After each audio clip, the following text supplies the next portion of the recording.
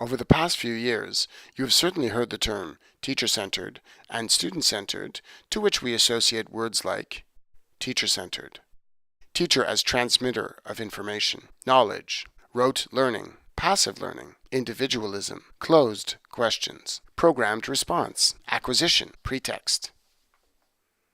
Student-centered, teacher as learning facilitator, competencies, knowledge, active learning, open-ended questions, open answers, cognitive unbalance, authenticity.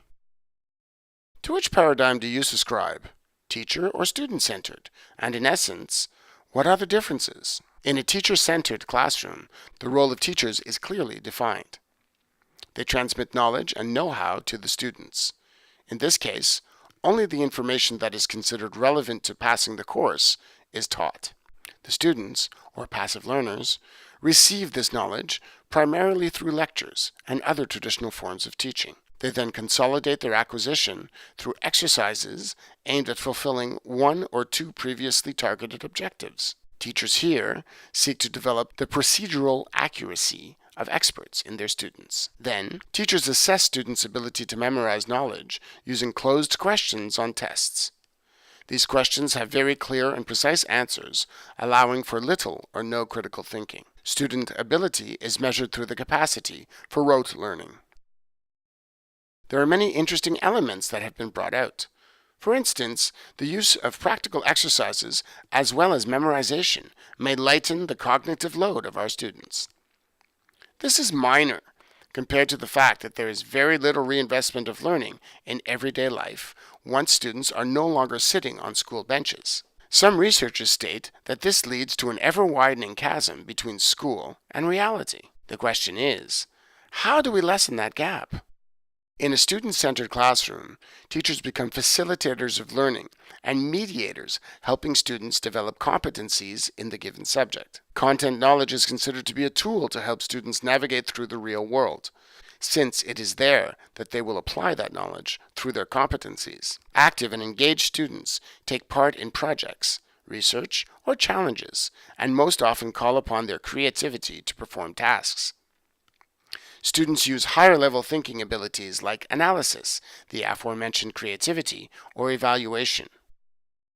Classroom interaction among students and with the teacher is much easier to foster due to the annihilation of the predetermined hierarchy of the former teaching paradigm. The emphasis on autonomy in this teaching, or more aptly, learning paradigm, encourages students to interact and collaborate together. Evaluation by the teacher comes through complex tasks and open-ended questions that are in authentic settings. Such tools as the portfolio or gradient evaluation grids allow teachers to assess competency development during the carrying out stage of the tasks and provide the students with adjustment feedback akin to a doctor's prescription after a physical examination. The students feel supported in their quest to improve their competencies.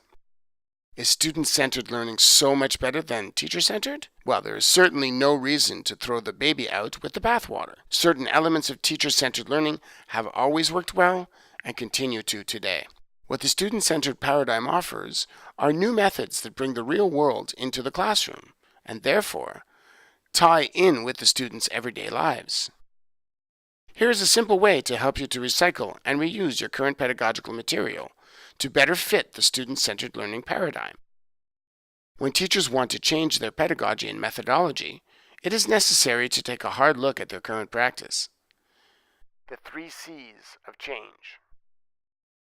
The 3 C's help one to weed out what should cease, what should continue, and what should commence in their teaching practice. This method allows teachers a time for introspection in order to reflect on their practice, so as to better provide the necessary material and methods to allow for authentic learning to take place in the classroom. It is therefore important to consider what you should cease, continue, and commence doing. Going from teacher-centered instruction to student-centered learning implies significant changes in day-to-day practice. Hence, it is beneficial before embarking on this shift to take the time to reflect on what should I cease doing? What should I continue doing? What should I commence doing? In conclusion, if you want to change a pedagogical activity into a more complete and complex task, Then follow the edicts of the researcher Gérard de Vichy. According to him, a complex task should make sense to the students, meaning that it should interest or concern them, as opposed to simple rote learning or repetition. Involve an obstacle that is identified, defined, and considered possible to overcome by the students through their conceptions or mental representations. Give way to questioning by the students so that they can ask and answer their own questions and not only the teachers. Create a space for critical thinking to deconstruct programmed solutions that no longer fit the problem. Be an authentic situation that possibly takes place in the real world, where different yet acceptable answers and divergent strategies are used. Use general knowledge, such as a concept, a rule, a notion, or a law. Involve the use of metacognition, an a posteriori analysis of the way in which the activities were carried out, what knowledge was acquired as a result. A complex task for a given level can only be considered as such if the teacher presents it as an authentic problem-solving situation. Its true definition comes from a mindset and not the sum of constrictive criteria. Happy shifting!